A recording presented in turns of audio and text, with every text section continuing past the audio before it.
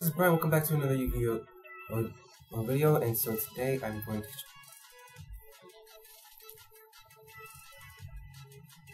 Hey guys, this is Brian, welcome back to another Yu-Gi-Oh! Video, and so today I'm going to showcase an updated version of the Shaddoll All-Star Seraph Danger deck profile, and I hope you guys like it. I made this deck in association to all the events that's going on right now. So this is something that I would take to a regional if I had the opportunity to play this. I do have a regional coming up this weekend, but I will not be playing this deck, so I'm just putting this out there for you guys. Anyways, if you haven't already, leave a like on the video and subscribe for more Yu-Gi-Oh! Content in the future. And so I'll go ahead and give a brief explanation to all of the deck choices in a moment.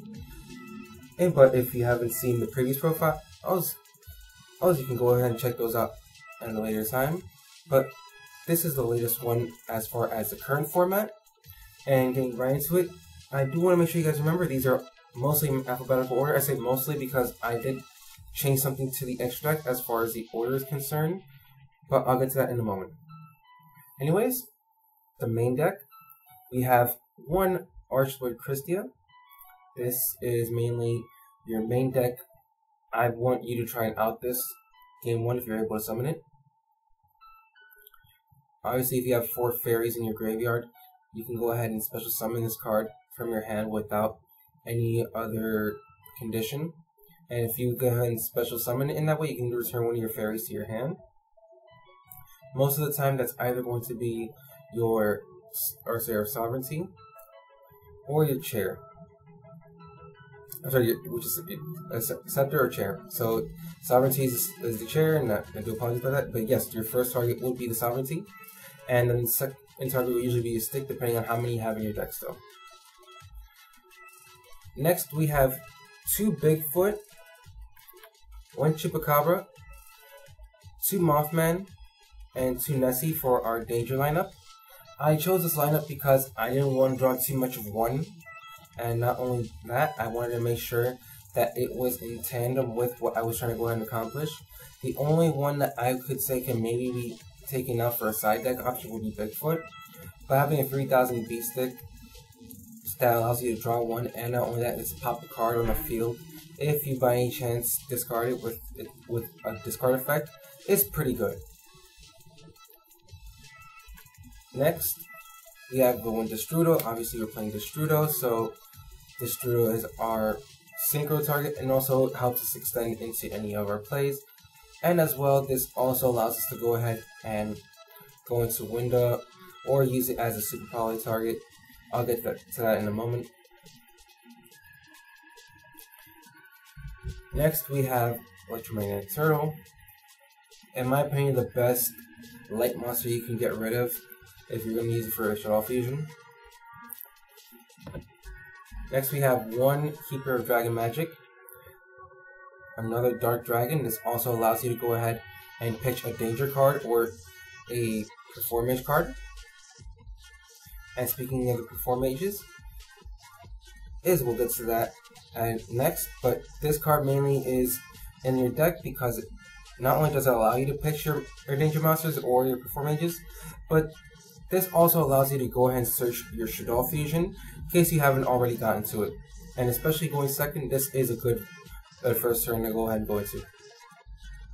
Next, we have 2 Perform Mage Damage Juggler. It was bumped up to 2, so we might as well just run the engine. And so to see if, we testing it after seeing if it works out or not. This actually is consistent in the sense where you can just go ahead and send damage jugglers to your graveyard off any of your effects sent to your graveyard. You can search and go ahead and extend using your hat trigger, or you can just go ahead and use your Trick Clown, and Trick Clown is also another good option to go ahead into your rank 4 plays. Next, we have 2 Paracerberus. I wouldn't run Shaddolls without this card because it is my best Shikinaga target as one of my the earth material for this, as it goes ahead and allows me to go ahead and pop any card if I take damage. Next, for our Shaddoll lineup, we have 2 Beasts, 1 Dragon, Still upset that the dragon didn't get the Rary Gum, but hopefully we get in the structure deck. 1 Falco, 1 Hedgehog, and 2 Squamata. Don't really feel like there's a need to go ahead and run more than this, especially with the format now. So I would advise to just keep it as a small package as this. But you may decide to go ahead and run Daigusto Emerald in the deck. So go ahead and recycle them just in case you're heading into late game, but that is an option. Next we have our Seraphs, 3 Scepter and 3 Sovereignty. Good Link Fodder, good XC material, good draw engine. It's an all-around engine and it's only 6 cards, so if you're running a 40 card deck, yeah, this would be 20% of your deck. But what do you have to lose? You're pretty much going to go ahead and get advantage. Next, 3 Allure. Standard dark deck always runs Allure. 1 Shaddoll Fusion. 1 Foolish Burial. 1 Monster Reborn. Standard cards to run in this deck since you don't really need more than 1 Shaddoll Fusion, and Foolish Burial triggers your Shaddoll effects. And you're pitching lots to your graveyard, so you never know what you might want to revive depending on the moment. And lastly, we have one of our main staples of the deck, which is 3 Shaddoll Fusion and 3 Super Poly. Super Poly is at 3. Why not play in the main deck? Especially when you're playing degenerate cards in your extra. I'll go into the side first since it's already here, but if I were to go to an event at the moment, I would put it like this: 3 Lancia for any Chaos decks. I did see the Greninja deck, I would shotgun this right away. Thunder Dragon's obviously still a valid deck, so I would keep that in there for those. 2 Ghost Ogres, because I couldn't find anything that was better to run in the side deck. 2 Sphere Mode. Never know who's playing a bunch of Break My Board decks. 2 Vanity's Fiend, simply because if I'm playing first, I want to make sure I can stop you from playing at all. 3 Twin Twisters. Back row heavy decks are annoying. And 3 Judgment, because Judgment is a very good option as far as protecting your board and also not allowing your opponent to go ahead and advance their game state. Next we have 1 Shaddoll Construct. Sadly, this is still at 1. I don't know why Konami still has it at 1, but it's at 1. 1 Shaddoll Grista. Running this mainly because if I'm playing Salamander Grace, I want to have something to go ahead and go into with my Super Poly. And I didn't feel like running Violet Chimera because I would only be able to use it 1 turn for an OTK, but that's it. But in hindsight, that is 2 monsters off their board, so it depends on how you see it. 1 Shikinaga. Not too good of a card for an OTK, but it does help you if you want to go ahead and stun your opponent by just going ahead and declaring a negation. If they happen to negate Shikinaga, you do not have to send because it is not a cost, it's actually part of the resolution, so please keep that in mind when you're running this card. And obviously one of the best cards in the extra deck, 2 Shaddoll Winda.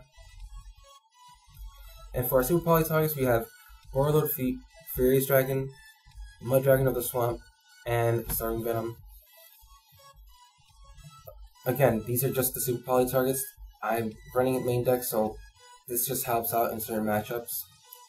The 1 Black Rose for just nuking the board and provoking any card responses.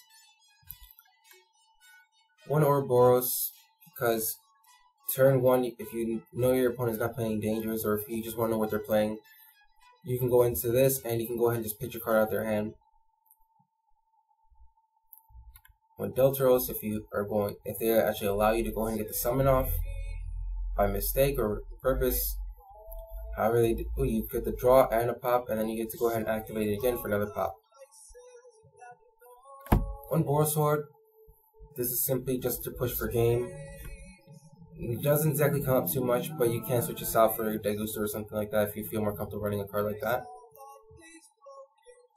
1 Hit Potion again, mainly an extra fairy to try and get into your Christia.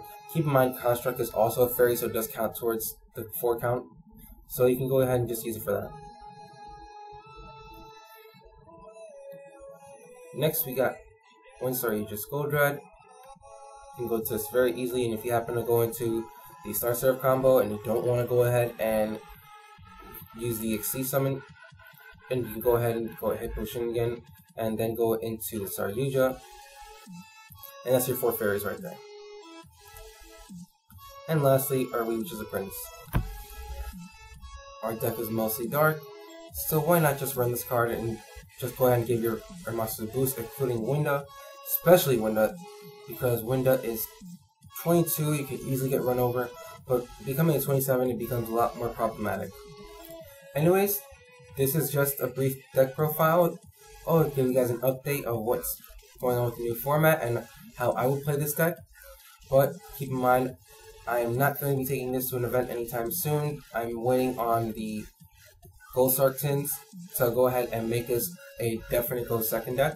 So keep an eye on that. Anyways, hope you guys enjoyed the video. Again, leave a like if you haven't subscribed already. Please subscribe to the channel, and hope to see you guys in the next time. See ya.